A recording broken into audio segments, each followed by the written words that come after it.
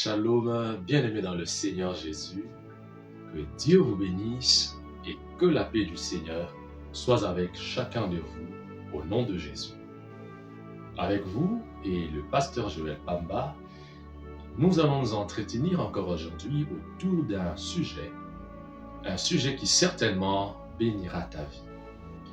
Je suis convaincu que c'est pour toi, bien-aimé dans le Seigneur, que cette parole a été envoyé. Le Seigneur notre Dieu a une pensée, le Seigneur notre Dieu veut quelque chose pour toi. Le Seigneur notre Dieu veut quelque chose pour moi et il veut qu'ensemble nous puissions l'apprendre.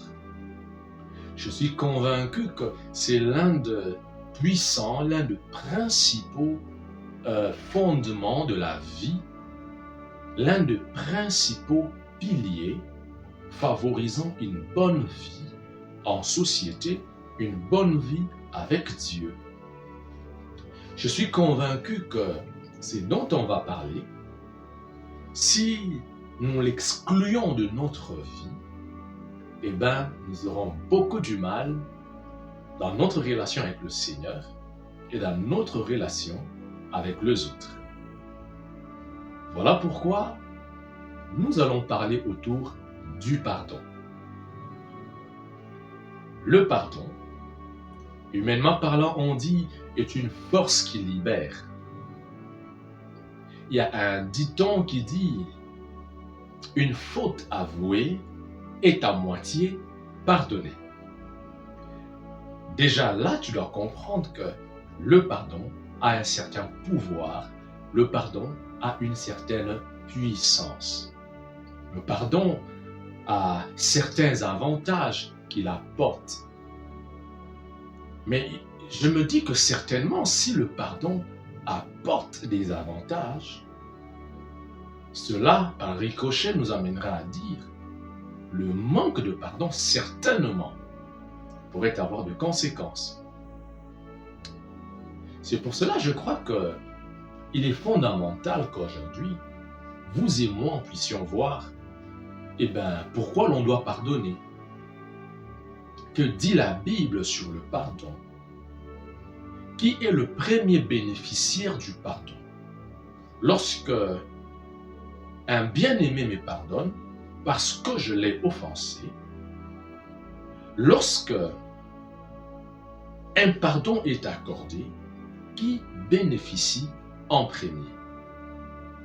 Est-ce moi qui pardonne ou la personne à qui les offenses sont pardonnées? Par la grâce du Seigneur Jésus, à la lumière de Saintes Écritures, la parole de Dieu qui est la Bible, nous allons ensemble voir comment ou pourquoi, encore mieux, qui bénéficie en premier du pardon. Bien-aimés dans le Seigneur Jésus, vous que nous suivez de partout au travers le monde, peu importe votre religion, écoutez la sagesse que la Bible communique au sujet du pardon. Le pardon est quelque chose de puissant. J'aimerais commencer par le dire, même Dieu en pardonnant, vous et moi allons comprendre en qui bénéficie en premier en pardonnant. Est-ce le pardonné? Permettez-moi de dire, la personne qui pardonne. J'allais dire les pardonneurs, je sais que le mot n'existe pas. Donc, nous allons le voir ensemble à la lumière de la parole du Seigneur Jésus. Le pardon. Je me suis permis de jeter un coup d'œil dans mon dictionnaire pour que vous et moi sachions dès le départ comment l'on définit le pardon. Certains dictionnaires définissent le pardon comme étant une faveur, une grâce que l'on fait à un criminel en lui remettant la peine qu'il avait encourue suivant les lois. Le pardon Et donc, une grâce, une faveur, une clémence que l'on fait à un criminel, à celui qui a commis un forfait, ok, en lui remettant la peine encourue, c'est-à-dire en enlevant la sanction qu'il devait recevoir. C'est ça le pardon. Lorsque quelqu'un dit « pardonne-moi », cela implique « accepte », cela veut dire « accepte de me faire grâce », accepte de mettre de côté par bonté la peine que je devais recevoir conformément à la loi liée à mon offense. C'est ça le pardon. Que Dieu nous bénisse au nom de Jésus. Alors, mais j'aimerais que vous et moi puissions voir dans la Bible ce qui est dit au sujet du pardon. J'aimerais qu'ensemble, nous puissions lire la parole du Seigneur Jésus. Nous allons voir une histoire qui est racontée. Nous allons prendre une partie précédente et nous allons évoluer pour voir qu'est-ce qui se passe dans cette histoire que la Bible raconte dans l'évangile de Matthieu, au chapitre 18, le verset 19 ainsi que 20. Lisons-le ensemble. Je vous dis encore que si deux d'entre vous s'accordent sur la terre pour demander une chose quelconque, elle leur sera accordée par mon Père qui est dans le ciel. Car là où deux ou trois sont réunis ou assemblés en mon nom, je suis au milieu d'eux. Alors Pierre s'approcha et lui dit, « Seigneur, combien de fois pardonnerai-je à mon frère lorsqu'il péchera contre moi? Combien de fois devrais-je pardonner à mon frère lorsqu'il péchera contre moi? Serait-ce jusqu'à 7 fois? » Jésus lui dit, « Je ne te dis pas jusqu'à 7 fois, mais jusqu'à 70 fois 7. » Amen. Bien-aimés dans le Seigneur, c'est un texte que nous avons souvent lu, mais à un moment, nous lui prendrons un parallèle et nous allons comprendre la succession de la pensée biblique par rapport au pardon. Jésus est en train de discuter avec ce disciple au sujet de la prière. Jésus est en train de leur dire certains éléments qui font que l'on soit exaucé. Des fois, tu as prié seul, mais tu n'as pas eu l'exaucement. Si tu veux être exaucé, regarde dans la maison qui est là.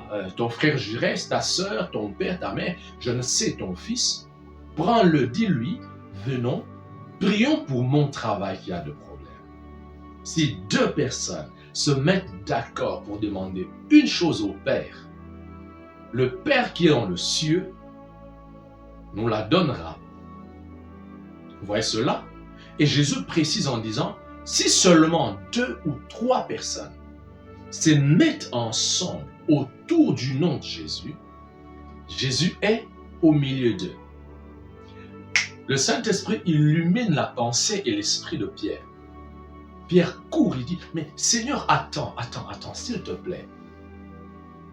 Donc, si je comprends bien, si je m'associe avec mon frère, j'aurai la réponse.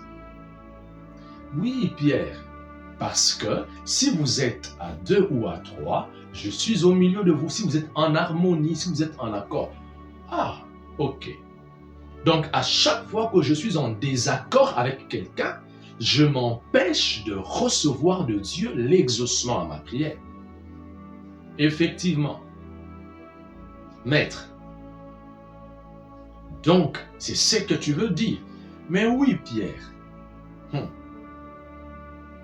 Alors, ça signifie que tout celui avec qui j'ai un problème, je dois reparer. Mais ce n'est pas moi qui ai commis l'offense. c'est lui qui m'a offensé, c'est lui qui a péché contre moi.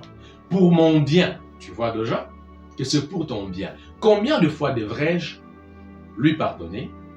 Parce que si je lui pardonne, quand lui et moi allons nous assembler pour prier, le Père dans le ciel nous exaucera et lorsque l'on se mettra ensemble, Jésus, ta présence sera manifeste au milieu de nous.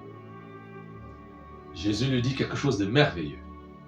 Pierre dit, est-ce que je devrais pardonner 7 fois?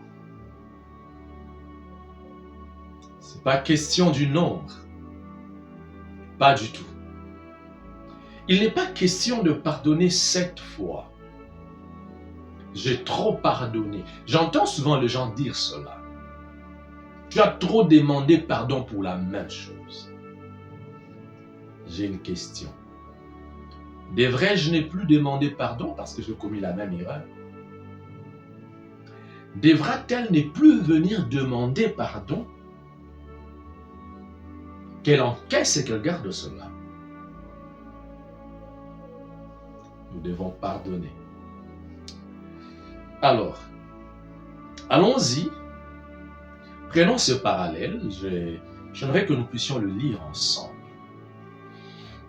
Qu'est-ce que le Seigneur Jésus est en train de nous enseigner dans l'évangile de Luc au chapitre 17, le 3e et le 4e verset? Que dit la Bible? Lisons ensemble une fois de plus. Prenez garde à vous-même. Si ton frère a péché, reprends-le. Et s'il se répand, pardonne-lui. Et s'il a péché contre toi 7 fois dans un jour, et que 7 fois il revient à toi disant « Je me repens », tu lui pardonneras. Vous voyez cela? Si ton frère a péché, un bien-aimé, une bien-aimée, a péché contre toi, pas contre Dieu. Si j'aimerais parler du pardon mutuel. Si ton prochain t'offense, il pêche contre toi, il te fait du tort et qu'il vient demander pardon, ne lui dis pas que c'est grave. Pardonne-le. Pardonne. Il rentre. Il ajoute 6 autres offenses. Qu'est-ce que tu vas faire? Qu'est-ce que je dois faire? Jésus dit, s'il se répand, pardonne-lui encore. Mais pourquoi devrais-je pardonner quelqu'un qui revient tout le temps sur les mêmes erreurs? Le même péché, les mêmes forfaits. Pourquoi? Je n'ai rien fait, mais cette personne ne veut pas changer. Elle commet le même forfait. Hier, elle avait menti. Elle a dit pardon. Aujourd'hui, elle a encore menti. Je ne vous encourage pas, bien-aimés, à mentir et à venir demander pardon. Ça doit être des faits accidentels. Quelqu'un risque de dire « Ok », parce que le pasteur Joël Pamba nous dit que l'on doit pardonner. J'entends quelqu'un qui dit à sa femme « Tu ne vois pas, le pasteur avait dit qu'il faut pardonner, pardonne encore. » Pendant que tu es en train de commettre des offenses volontaires, espérant recevoir le pardon. Si tu fais ça, tu es méchant. Ça ne doit pas être comme ça. Lorsque nous commettons des erreurs de péché, ça doit être accidentel. Lorsque l'on offense autrui, ça ne doit pas être prémédité. Sinon, ça, c'est de l'iniquité. Que Dieu nous fasse grâce au nom de Jésus. Que Dieu vous fasse grâce au nom du Seigneur Jésus de ne pas vivre dans cette méchanceté, dans cette iniquité. Mais si cela arrive, que vous aviez commis le même forfait 4 fois, rentrez encore, demandez pardon. Les récipiendaires devraient pardonner. Mais pourquoi cela? Pourquoi devrais-je continuer à pardonner quelqu'un qui commet tout le temps de forfaits? Pourquoi devrais-je tout le temps être en train d'accepter? C'est toujours moi qui pardonne. Si toi tu ne pardonnes pas, qui pardonnera? J'entends souvent les gens dire « Je ne suis pas Dieu pour pardonner tout le temps ». Vous et moi allons voir ce que dit la Bible. Bien-aimé dans le Seigneur Jésus, avec beaucoup de sarcasme, je veux dire ça. J'ai découvert un verset, mais qui est dans la Bible du diable. Malheureusement, ce verset a beaucoup d'onction. Beaucoup d'hommes et femmes ont placé leur foi dans ce verset. Ils appliquent ce verset. Avec beaucoup de sarcasme, je le dis. Un verset ayant beaucoup d'onction, mais se trouvant dans la Bible du diable. Qu'est-ce qu'il dit? Pardonner n'est pas oublier. J'ai déjà pardonné, mais je n'oublie pas. Je me rappellerai que tu as fait ça, mais je t'ai déjà pardonné. Tu n'as pas du tout pardonné. Ce n'est pas ça le pardon. Le pardon, ce n'est pas pardonner, ne pas oublier. Ça, ce n'est pas la Bible du Seigneur Jésus. Non. Ça, là, c'est dans la Bible du diable. Tu comprends pourquoi je dis que ce verset a beaucoup d'onction? Parce que beaucoup de gens sont dedans. Beaucoup de personnes sont dedans. Ils vous disent « j'ai pardonné » en gardant rancœur, en gardant dent contre la personne. Moindre forfait, il vient rappeler en disant « d'ailleurs, autrefois, tu m'avais demandé pardon pour ça. Tu es encore revenu pour la même chose. Demain, tu viendras encore demander pardon pour ça. »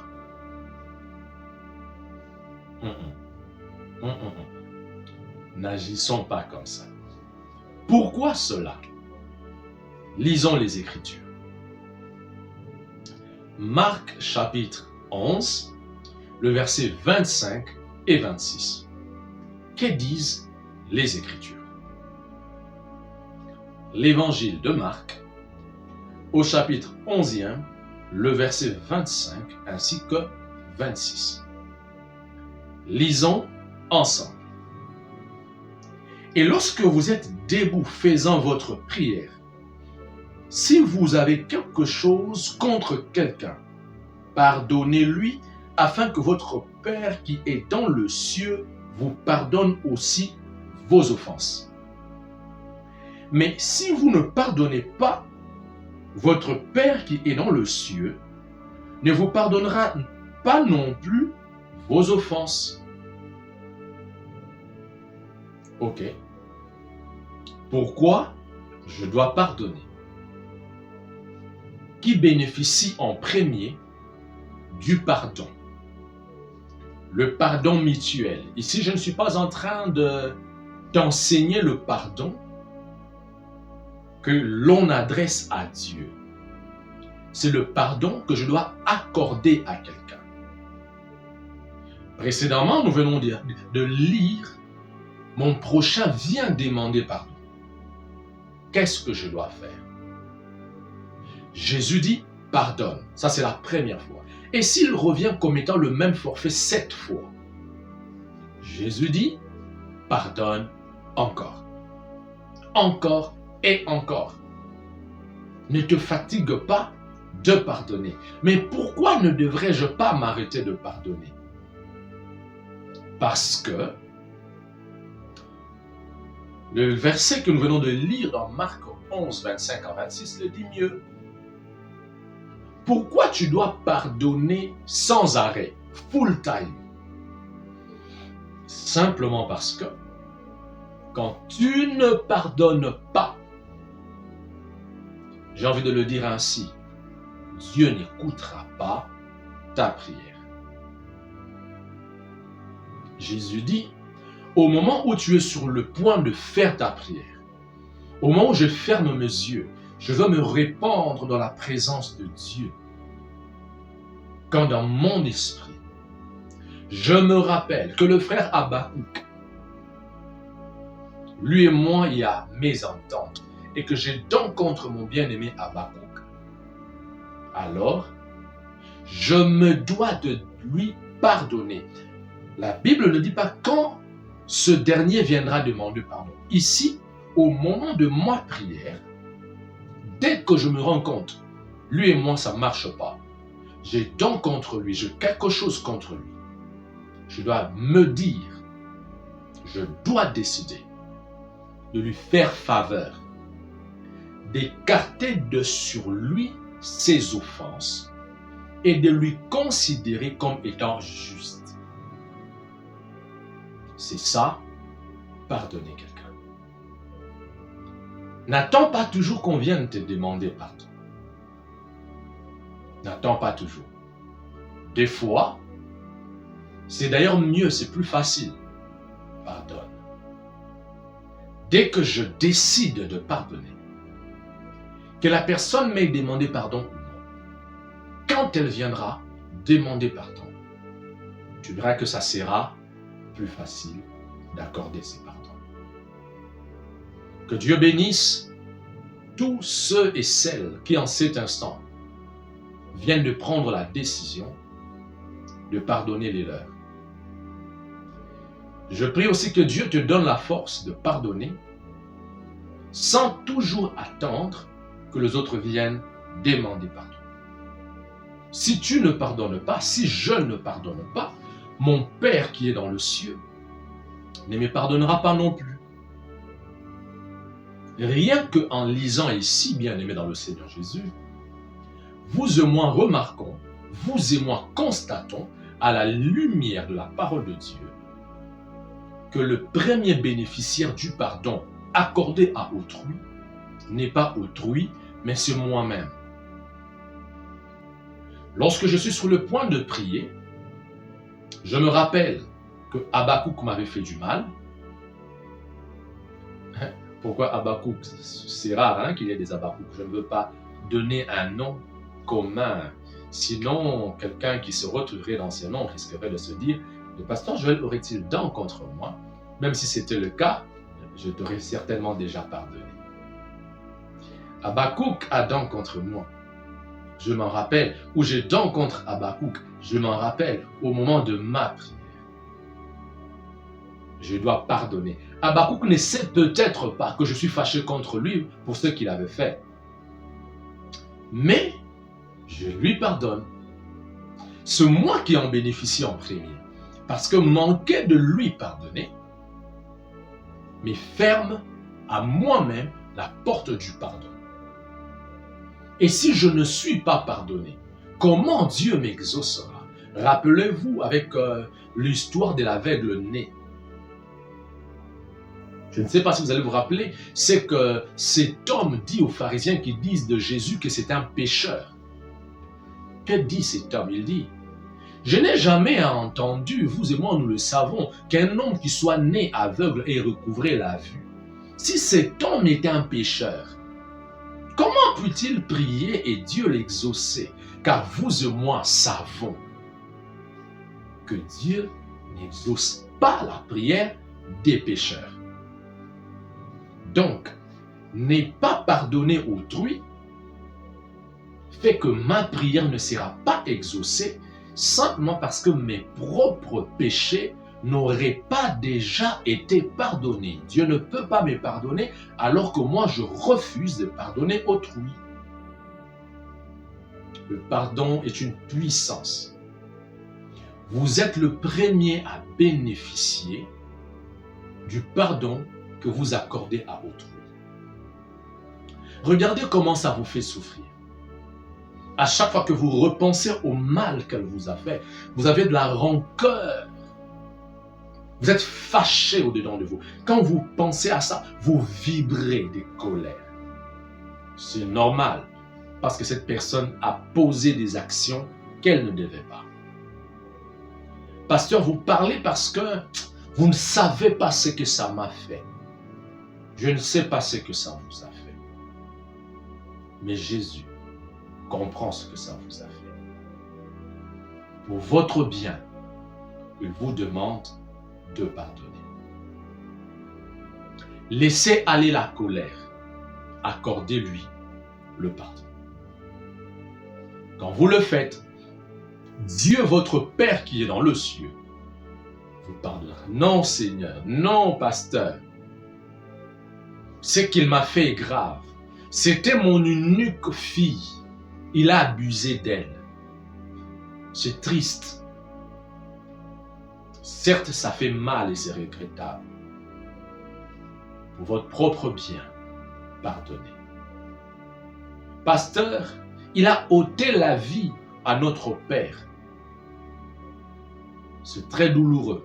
C'est très méchant. Mais malgré ça, accorde-lui le pardon. C'est pour votre propre bénéfice. C'est pour que votre Père qui est dans le ciel, lui à votre tour, puisse aussi vous accorder son pardon. Je prie dans le nom de Jésus que Dieu par le Saint-Esprit console à l'instant tous ceux qui m'entendent et tous ceux qui me suivent. Tous ceux qui ont le cœur brisé, tous ceux qui ont un cœur qui saigne en cet instant. Parce que certaines personnes leur ont volontairement fait du mal. Vous avez du mal à pardonner. Je prie que Dieu, par le Saint-Esprit, console votre cœur et que ses poids vous quittent au nom de Jésus. Lisons ensemble ce que le Maître lui-même nous dit au sujet du pardon. Qu'est-ce que le Maître, qu'est-ce que Jésus nous apprend? J'aime beaucoup l'esprit derrière le Notre Père. L'agencement logique, la pensée que le Christ a voulu nous communiquer en nous enseignant la prière. Cette prière que nous faisons du Notre Père ne doit pas être prise comme une récitation. Ne faisons pas ça. Lorsqu'on la récite, pareil que l'on recitait le fable de La Fontaine, on ne bénéficiera pas de la vie contenue. Mais nous devons prier que le Saint-Esprit nous éclaire, que l'on comprenne élément par élément, point par point énuméré par Jésus dans cette célèbre et merveilleuse prière du Notre Père, qui est un procédé, un exemple des éléments et le domaine à présenter à Dieu dans une prière. Lisons ensemble Matthieu chapitre 6, le verset 9, je m'arrêterai expressement au verset 12. Que dit le Seigneur Jésus? Lisons. Voici donc comment vous devez prier. Notre Père qui es aux cieux, que ton nom soit sanctifié. Que ton règne vienne, que ta volonté soit faite sur la terre comme au ciel. Donne-nous aujourd'hui notre pain quotidien. Pardonne-nous nos offenses, comme nous aussi, nous pardonnons à ceux qui nous ont offensés. Vous voyez cela? Les disciples sont en train de s'approcher du Maître. Ils disent à Jésus, Maître, apprends-nous à prier, comme Jean a appris à prier à ce disciple. La prière s'apprend. J'aime dire cette phrase, je la dis et je la dirai toujours. La prière s'apprend. Jean a instruit, Jean a enseigné, Jean le Baptiste a enseigné à ce prière le comment prier. Le disciple voit Jésus prier et ils disent à Jésus, Maître, apprends-nous aussi à prier. Alors que Jésus est en train de leur dire, commencez par sanctifier le nom de Dieu, c'est-à-dire que la sainteté du nom de Dieu soit reconnue, car le nom de Dieu est unique. Ensuite, invoquez son règne, demandez sa volonté au quotidien dans votre vie.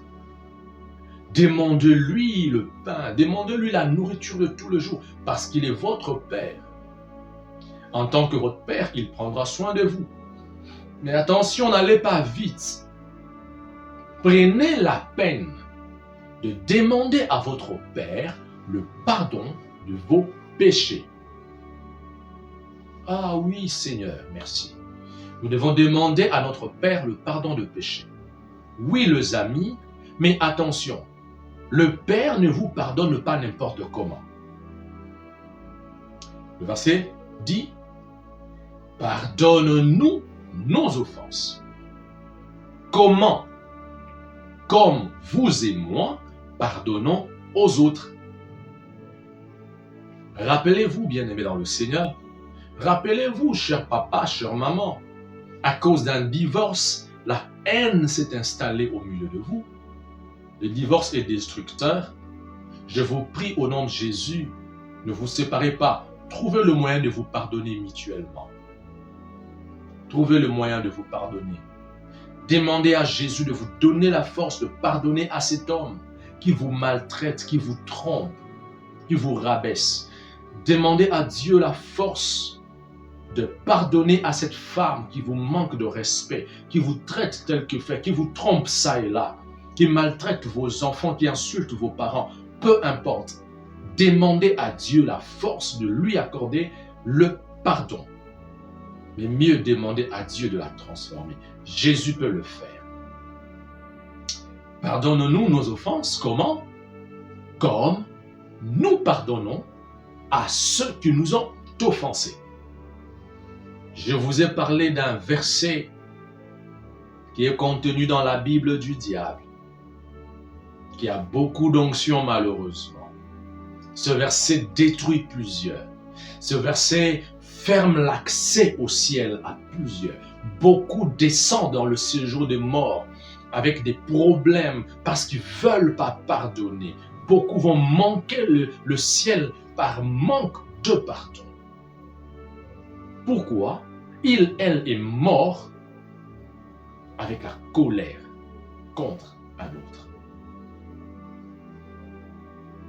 Pardonne-moi comme je pardonne aux autres.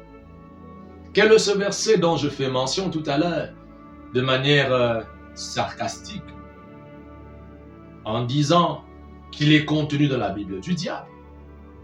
Parce que ça vient contredire la parole de Dieu. Ce n'est pas la parole de Dieu. C'est faux. C'est une pensée qui vient tout droit des narines du diable. Pardonner, ce n'est pas oublier.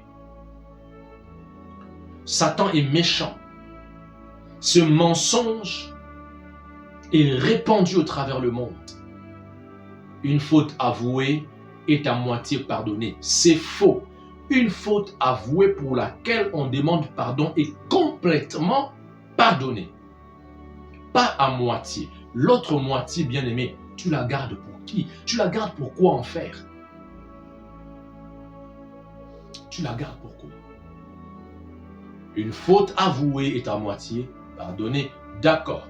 C'est-à-dire, quand tu viendras avouer ta faute à Dieu, demandant pardon, Dieu devra la pardonner à moitié.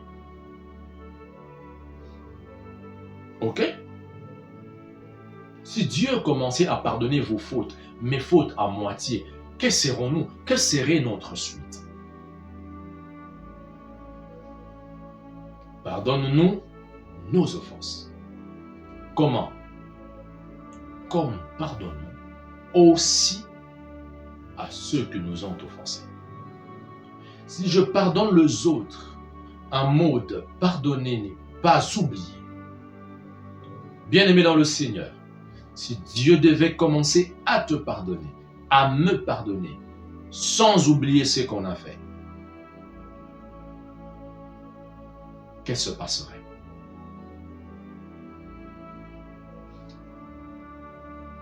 Lequel d'entre nous ici, Dieu l'a-t-il déjà dit, mais Joël, Tu m'avais demandé pardon hier pour la colère. Tu reviens encore demander pardon aujourd'hui pour la colère. Certainement demain, tu viendras encore demander pardon pour la colère. À qui Dieu a-t-il déjà fait ça? Si Dieu ne vous a jamais dit cela, pourquoi nous le dirons-nous aux autres? Pourquoi? Quand vous pardonnez, pardonnez complètement. Oubliez ce que la personne a fait. Le pardon est une grâce, une faveur, une clémence que l'on accorde à un criminel, à celui qui a commis un forfait, afin de lui accorder une remise sur la peine encourue. Le gracier l'accorder une faveur en mettant de côté la sanction qu'elle devait avoir selon la loi relative à la faute qu'elle a commise. Le pardon est une puissance. Le pardon est une bénédiction, d'abord pour moi qui accepte de pardonner. Pourquoi vous et moi aimons tant le Seigneur Jésus? N'est-ce pas parce que vous et moi étions coupables et qu'il nous a pardonné alors que l'on ne méritait pas et que l'on ne méritera jamais son pardon? Il nous a graciés. Il nous a pardonnés. Voilà pourquoi nous l'aimons tant. Si tu pardonnes aussi autrui, il t'aimera tant. Rappelle-toi, la Bible dit, celui à qui on pardonne un grand nombre d'offenses est celui qui aime le plus. Plus tu pardonneras, plus tu attireras, plus tu sèmeras dans le cœur de l'autre l'amour en ton égard. Vous et moi sommes les premiers bénéficiaires du pardon que l'on accorde aux autres. Parce que notre Père qui est dans le ciel nous accorde le pardon en fonction de comment nous pardonnons les autres. Je sais que ce n'est toujours pas facile de pardonner. Mais des fois, il est important de se tourner vers Christ, qui même au sommet de la douleur, même dans la perfection de l'humiliation qu'il a connue innocemment, la nue sur le calvaire, avec une couronne d'épines sur la tête, avec des clous entre le main et au niveau de pied, avec un dos bousillé par le fouet, un corps souffrant de la soif, de la fatigue et du manque de repos. Là sur la croix, portant mon iniquité, portant ma malédiction. Là encore, il dit, Père, pardonne-leur. Une façon de dire, moi je garde pas rancune. Toi aussi, Père, ne garde pas rancune. Pardonne. Vous voyez cela? Si même dans cet état, Jésus a pu pardonner, nous devons aussi pardonner. Que le Seigneur Jésus-Christ vous fasse grâce, que le Seigneur Jésus-Christ me fasse grâce par son esprit, que continuellement nous soyons en mesure de pardonner. Beaucoup souffrent par manque de pardon. Et je prie que Dieu vous préserve, dans le nom de Jésus, de faire mal aux autres. Ça peut détruire de vie. Je prie que Dieu restaure une famille, une femme, un monsieur, un jeune homme, une jeune fille qui nous suit, par la puissance du pardon. Bien-aimé, j'aimerais conclure en disant, je sais que c'est difficile. Un jour, j'ai vécu une scène pareille. Dieu me rappelle en me disant, Joël, pourquoi ne pardonnes-tu pas cette personne? Je dis, mais non, Seigneur, elle m'a fait trop de mal. À cause d'elle, regarde ce que j'ai failli perdre. Tu me dis, oui, Joël, je comprends, mais si tu ne peux pas lui pardonner, qu'est-ce que tu fais d'extraordinaire? Non, mais Seigneur, d'accord, je veux bien pardonner, mais qu'elle vienne d'abord me demander pardon. Le Saint-Esprit m'a rappelé ce que Jésus dit.